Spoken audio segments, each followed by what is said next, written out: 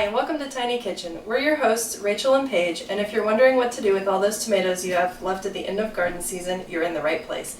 We have a special guest tonight, Ryan from thepizzafan.com, and he's going to show us how to make Margherita Pizza. The pizza's going to take a while to bake, so while we've got that going, we're also going to show you how to make bruschetta, or as the Italians say, bruschetta. It's an easy appetizer that always impresses, and it stays really well in your fridge for a few days. But first, I need a drink. Well, I've got that covered. Nothing goes with Italian food like wine, but since I can't and probably shouldn't make wine, we're going to make sangria instead. Let's get mixing. So I've never actually made sangria before, so we're kind of winging it tonight. I looked up a whole lot of recipes online, but it turns out there are 1,001 ways to make sangria. So I found kind of a basic recipe that ends up being fruit, liquor, and sugar, which, I mean, what could go wrong? So what we're going to use tonight is about a cup and a half, 2 cups of some frozen fruit mix from Costco, a bottle of red wine that I just happen to have on hand that I've never had before, about a half cup or whatever is in this bottle of triple sec, a can of peach knee-high, because again, what could go wrong? This is the most amazing thing in the world. And then just enough agave to sweeten it. The recipes I'm finding have about a half cup, but that seems really excessive. So we're just kind of mix it in and see what happens. Alright, so now that we've got everything combined here in our giant beautiful pitcher, we're just going to let it sit for a little while and let all the juices and liquors and soda mix together and hopefully turn into something that tastes like sangria.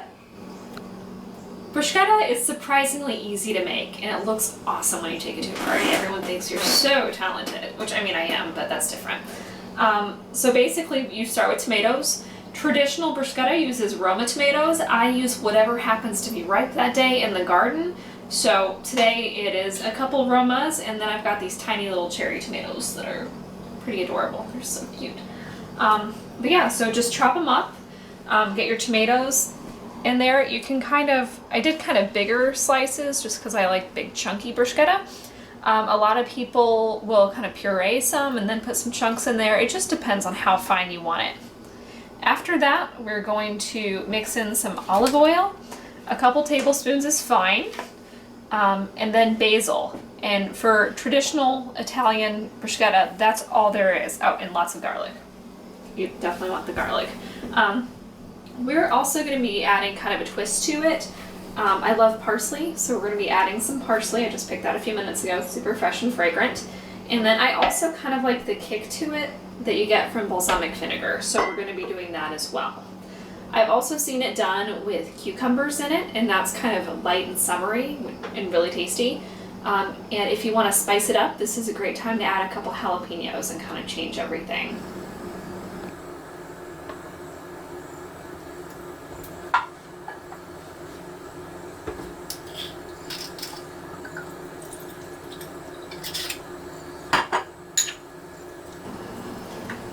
Bruschetta is best if you make it the night before and let it sit before you serve it. This has been sitting for a few minutes, still pretty tasty.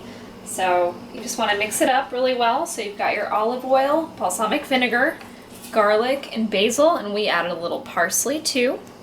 You want to make some toast. I use French bread, but you're welcome to use whatever, obviously. And just kind of drain it a bit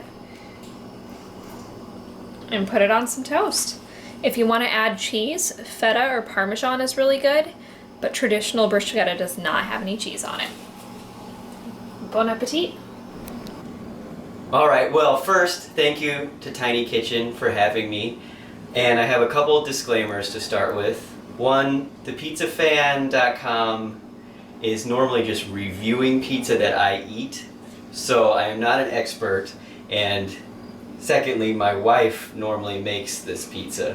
So this is actually my first go around, but it's an excellent Margherita pizza. Involves lots of garlic for those that don't want people too close to them or have vampire fears. This is for you.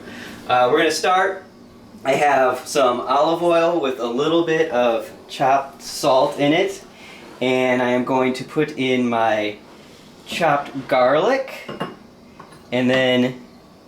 And I do have this recipe on thepizzafan.com because I don't remember the exact amounts, nor did I probably follow that. And then we're going to put in the tomatoes and have them soak in this for about 15 minutes. And then we will cover the olive oil and garlic first, put on some cheese, and then put the tomatoes back on top and get it all cooking. It is important to start with a homemade crust, as Ryan is showing us here. Never happened. Okay, so this is our pizza just starting to bake. I spread some of the olive oil on first, and then put a good amount of cheese on each. Always want enough of that, and then put the tomatoes on top, and we're gonna bake at 400 for about 10 minutes. So we tried a couple different kinds of crusts. We had a whole wheat that ended up being a little crispy, and the regular was slightly doughier. So go with your preference on that. Oh, the sangria was really good and we drank all of it. So you're gonna wanna like back up that video and write down what we used because it was awesome. Alright, join us next time on Tiny Kitchen where we make fajitas with the Pope. Thanks for watching. Have a great day.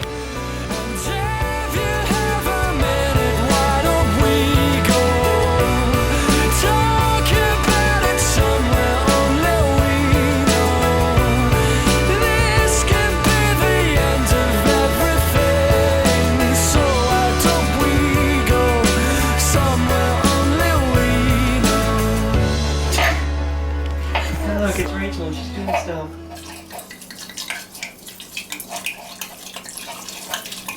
Ooh, that looks good. Do you want to say that we ended up with 2 pizzas? We did a whole wheat and a regular, and the whole wheat's a little crunchy if you happen to be so inclined. And then I'm on that? Yeah, because Okay. we're the pizza guy. Got it. And then, who says the Pope? Are you recording this? Yeah, it went really well. So. Perfect.